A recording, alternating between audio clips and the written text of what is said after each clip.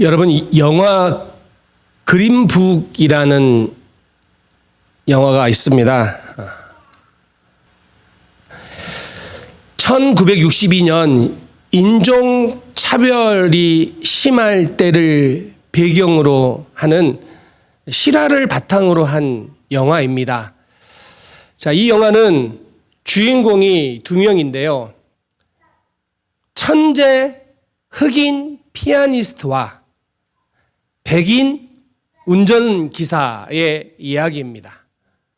저 포스터를 보면 딱 한눈에 보이죠. 이 흑인 피아니스트가 남부 지역을 투어하려고 하는데 예상되는 인종차별을 대비해서 백인 운전기사를 고용합니다. 그러니까 돈을 주고 백인 운전기사를 고용한 흑인 피아니스트죠. 반면에 저 백인 운전사는 흑인에 대한 편견을 가지고 있어요. 흑인을 싫어해요.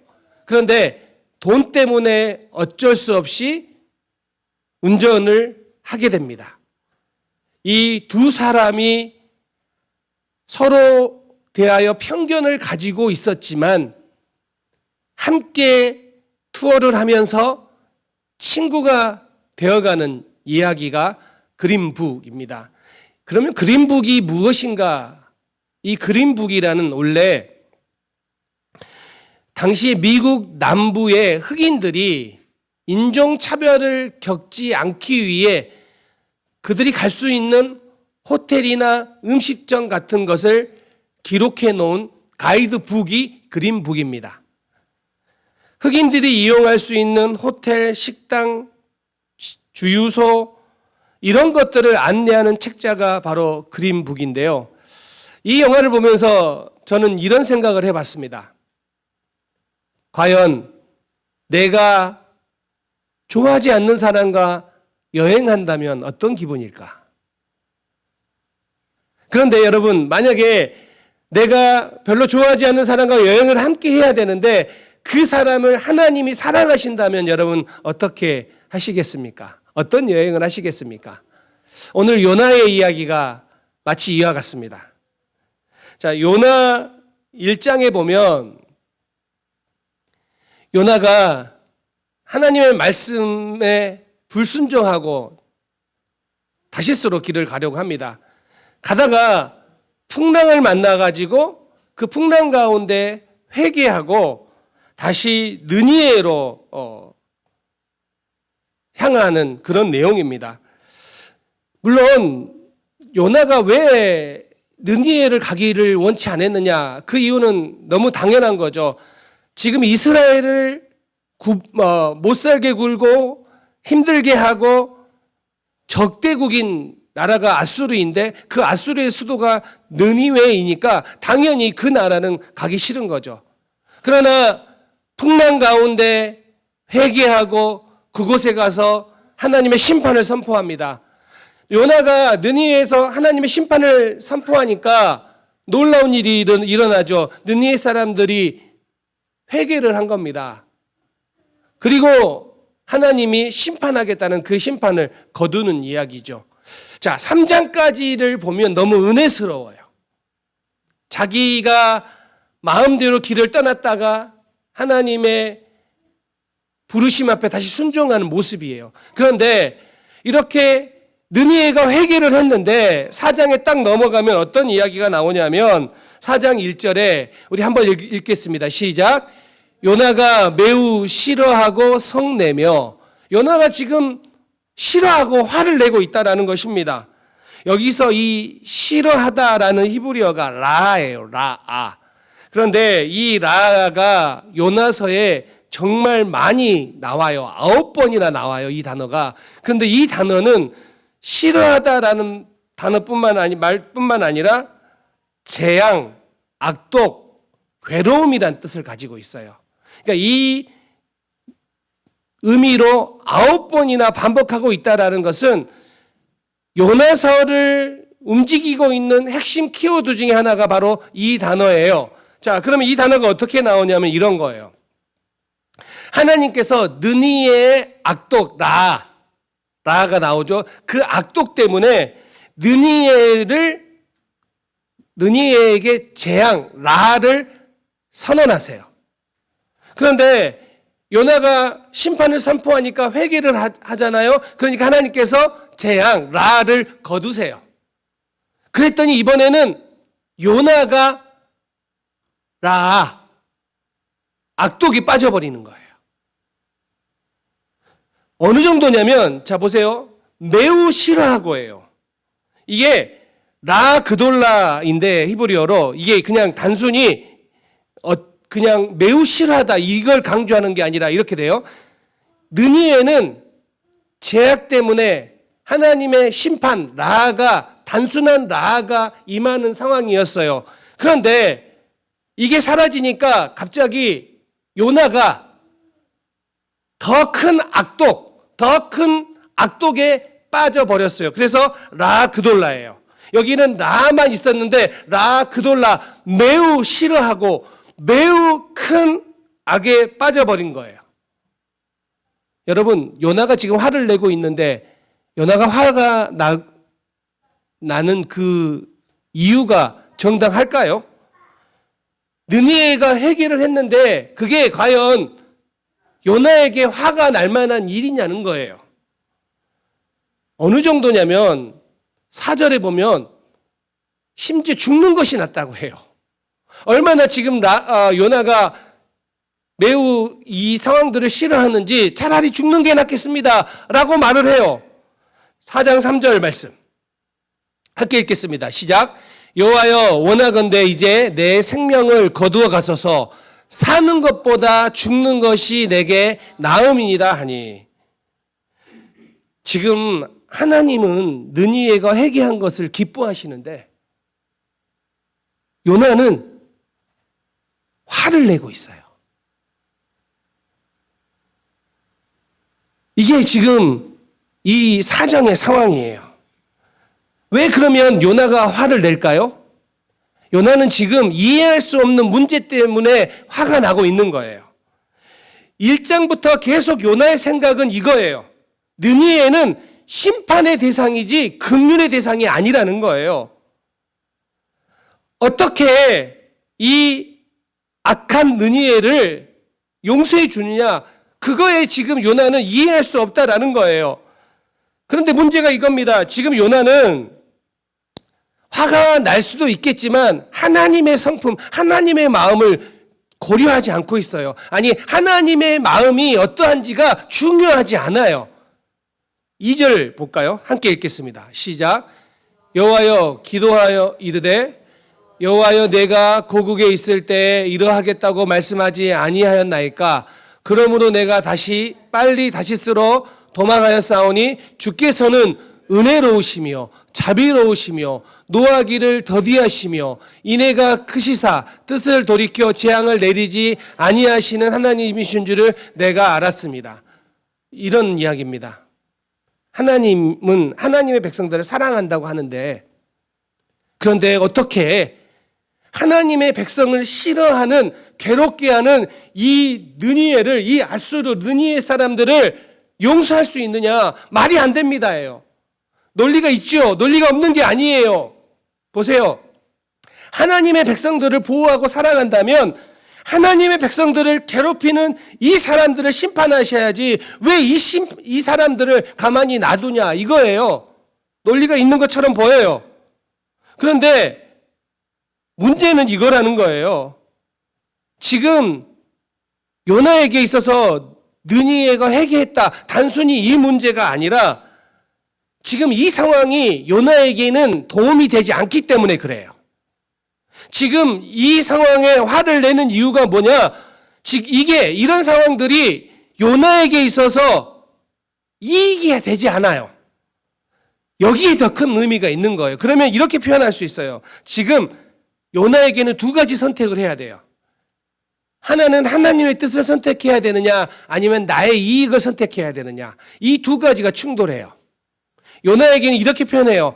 하나님의 뜻이 먼저냐, 아니면 이스라엘, 지금 내가 속한 우리나라의 이익이 먼저냐. 이 두 가지가 충돌할 때 요나가 선택한 건 무엇이냐면 이스라엘의 이익이었어요. 그렇기 때문에 지금 이 상황이 화가 나는 상황이 돼버린 거예요. 하나님의 뜻이 이루어졌음에도 불구하고 실망하는 거예요. 여러분, 오늘 우리에게도 요나와 같은 일은 얼마든지 일어날 수 있다는 것입니다. 우리가 하나님의 뜻을 이루어지는 것, 그것이 이루어지는 것이 중요하다고 생각하지만 만약 그것이 내 이익에 충돌한다면 여러분 어떡하겠습니까?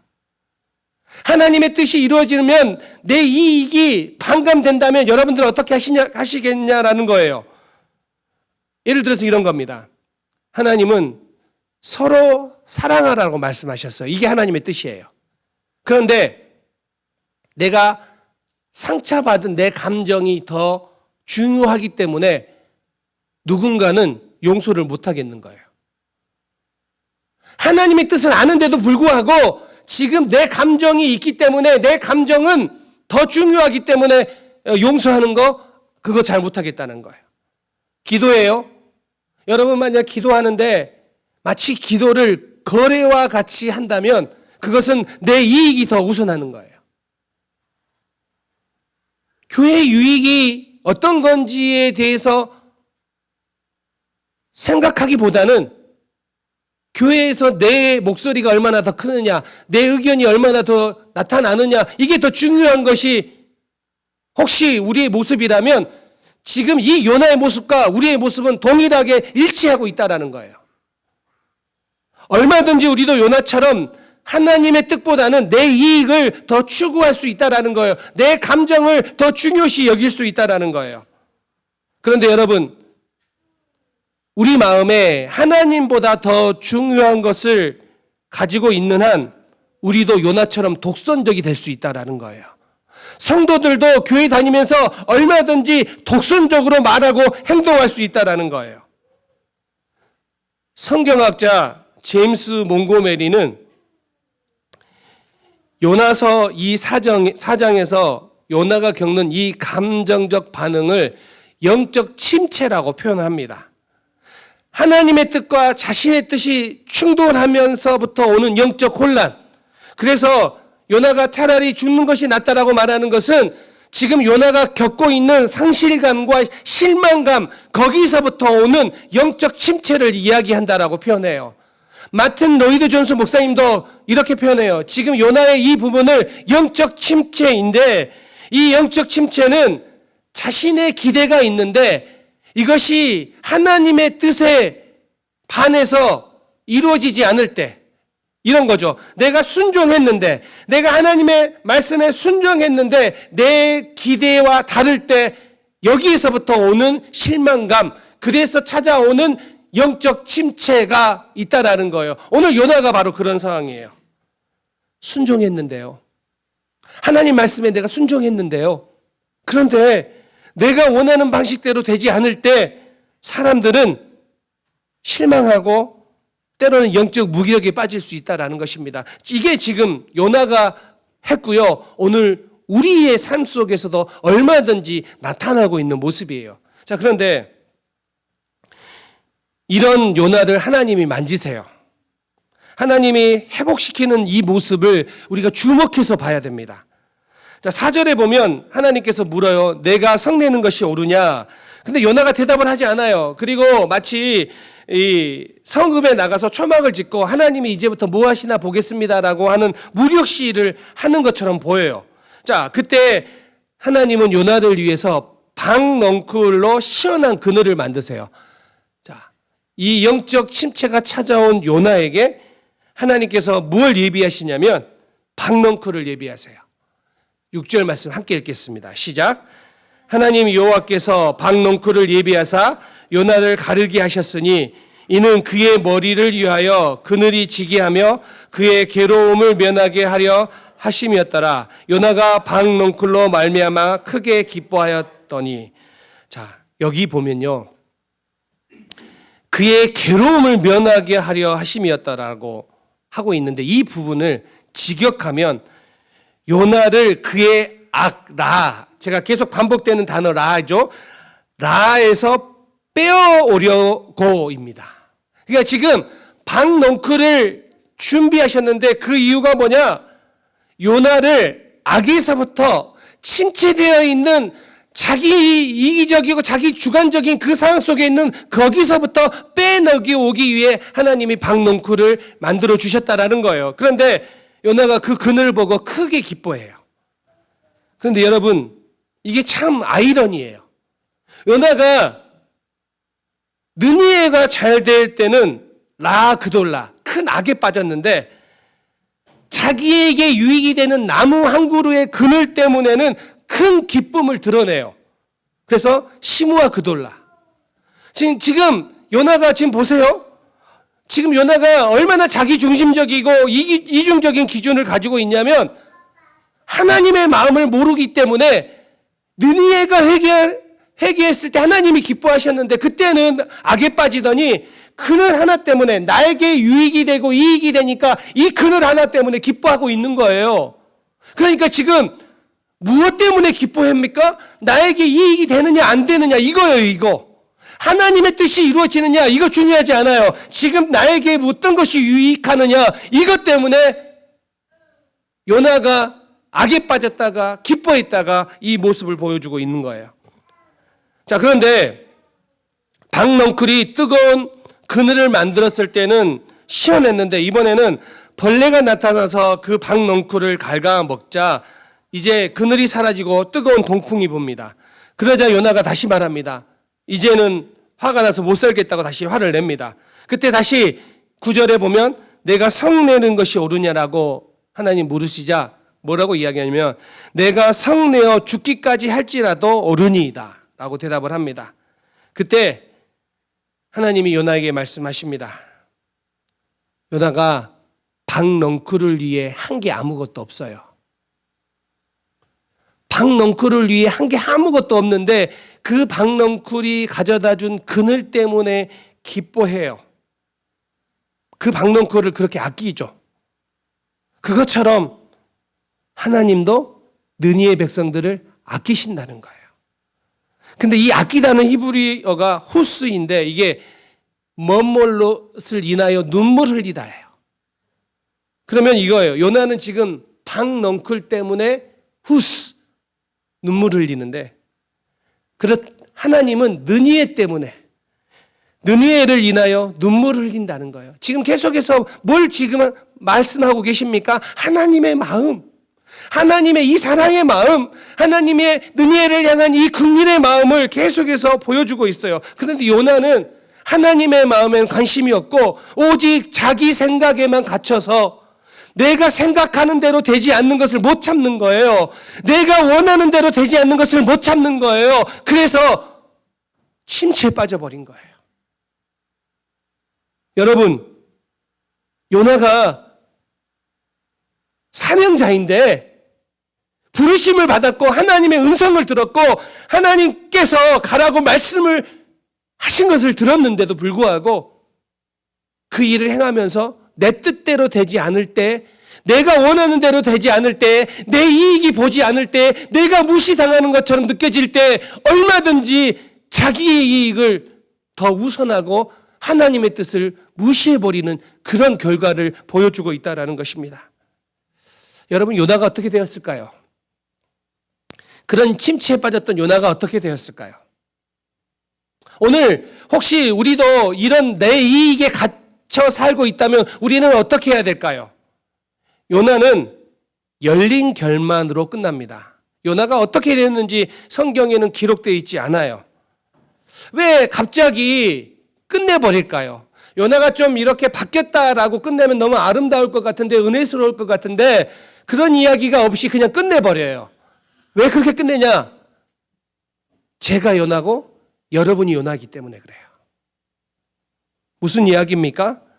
우리도 요나와 같이 갈등을 일으킬 수 있지만 그래서 때로는 침체에 빠질 수도 있지만 요나의 이 열린 결말처럼 우리의 신앙의 여정에 얼마든지 이와 같은 일이 일어날 수 있지만 우리가 하나님이 우리를 향하여 요나를 향하여 계속해서 추적해 오면서 요나를 회복시키려고 하시는 그 은혜처럼 오늘 여러분들을 향하여 하나님의 은혜가 계속 추적해가며 여러분들을 새롭게 하고 여러분들을 회복시키는 하나님의 은혜가 우리 가운데도 있다라는 거예요.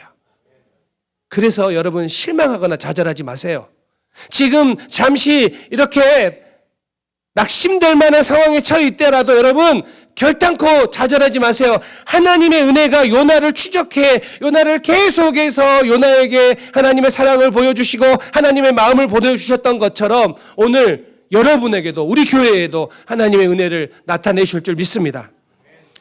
팀 켈러 목사님이 쓴 방탕한 선지자라는 책을 보면 이런 내용이 나옵니다. 학자들이 말할 때 이 요나서를 이렇게 표현을 한다라고 이야기해요. 저도 공감이 되었어요. 초반에 요나는 예수님의 비유 중에 탕자의 비유 아시죠? 거기 집 나간 둘째 아들 탕자의 모습이 요나의 전반부의 모습이라면 요나의 후반부의 모습은 탕자의 형, 첫째 아들, 집에 머물렀던 첫째 아들, 그 첫째 아들의 그 탕자의 모습이 기록된다라는 거예요. 그런데 예수님의 이 비유의 핵심이 뭡니까? 아들이 돌아왔다가 아니라 정말 핵심은 그거 아니에요. 기다리는 아버지. 오늘도 그 아들을 기다리는 사랑의 아버지, 그 마음. 마찬가지입니다. 오늘 때로는 영적으로 어려워하고 지치기도 하고 때론 내 이익을 추구하는 그런 연약함이 우리 가운데 있지만 하나님은 기다리세요. 사랑하는 마음으로 여러분들을 기다리세요. 그런 주님의 마음을 우리 모두 알 수 있기를, 고백할 수 있기를 바랍니다. 왜냐하면 우리는 이러한 고백을 할 수 있기 때문입니다. 자, 한번 읽어보겠습니다. 함께 읽겠습니다. 시작. 우리가 알거니와 하나님을 사랑하는 자, 곧 그의 뜻대로 부르심을 입은 자들에게는 모든 것이 합력하여 선을 이루니라. 때로는 우리 가운데 풍랑이 인다 할지라도 그 안에서도 하나님은 선을 이루십니다. 여러분들이 어려운 상황 속에 있다 할지라도 좌절하지 마십시오. 하나님은 그 상황들을 모든 것이 합력하여 선을 이루게 만드시는 우리 하나님이십니다. 이 믿음이 사랑하는 성도들 가운데 있기를 주님의 이름으로 축원합니다. 이제 말씀을 마무리하려고 합니다. 여러분, 존 뉴턴이라는 사람이 있습니다. 이 사람인데요. 이 사람은 아버지가 선장이었고 어머니는 신실한 크리스찬이었습니다. 근데 그 어머니가 이 뉴턴이 6살 때 그만 죽고 맙니다. 그때부터 이 뉴턴은 방황하기 시작합니다. 11살이 될 때부터 아버지를 따라 향해를 하면서 욕설, 도박, 술 이런 걸로 방탕한 생활에 찌들어 살아갑니다. 그러다가 그는 직접 노예 무역을 하게 됩니다. 그래서 아프리카의 흑인들을 납치해서 노예로 파는 그런 노예선의 선장이 되어서 활동을 합니다. 그러던 그가 1748년 그가 탄 배 그레이 하운드가 대서양 한가운데서 거대한 폭풍을 만납니다. 그 폭풍으로 인하여 배는 침몰할 뻔했고 그도 바다에 빠질 뻔합니다. 그때 그가 두려움에 쌓여서 처음으로 이렇게 외칩니다. 주여, 우리를 불쌍히 여기소서. 그 순간 어렸을 적 어머니가 가르쳐줬던 찬송과 말씀이 기억이 나는 겁니다. 그리고 그는 철저하게 하나님을 무시하며 자기가 원하는 대로 살았다가 그곳에서 하나님을 절망 가운데 부르짖고 놀랍게도 폭풍이 점점 가라앉더니 기적적으로 살아납니다. 이 일이 뉴턴에게는 엄청난 충격이었습니다. 그 후에도 선장 일은 하지만 점점 마음에 찔림이 있고 변화가 되어서 나중에는 그가 목회자가 됩니다. 그리고 그가 했던 노예 무역을 반대하고 또 그 반대하는 운동을 지원하는 사람이 됩니다.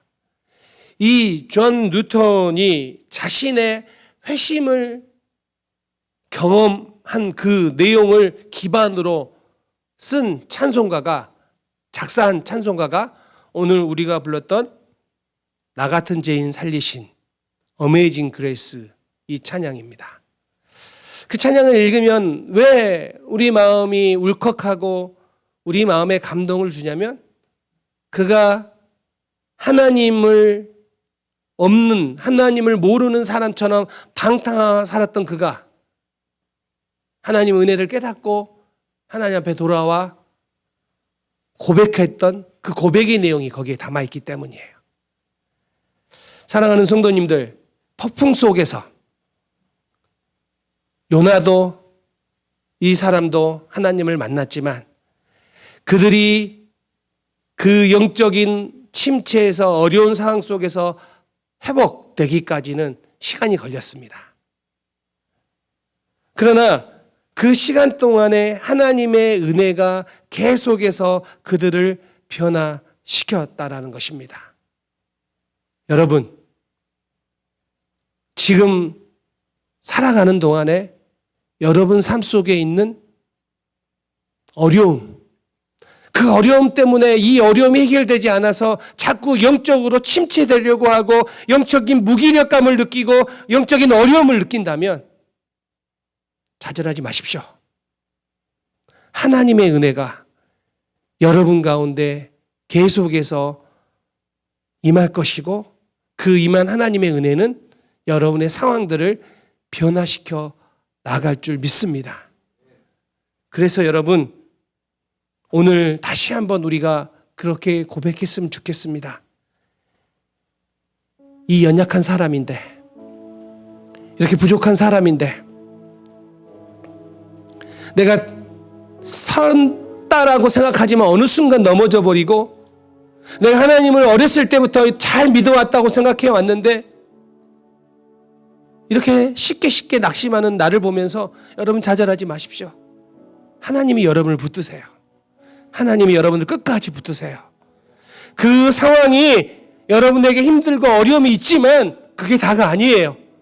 여러분들 더 든든히 세워나가는 그런 은혜가 여러분 가운데 있게 될 줄 믿습니다. 우리 교회 가운데 또 여러분의 가정 가운데 그런 충만한 하나님의 은혜가 임하게 될 줄 믿습니다. 그렇게 믿고 이 한 주간도 승리하는 우리 은혜샘 공동체 되시기를 주님의 이름으로 축원합니다. 아멘. 기도하겠습니다.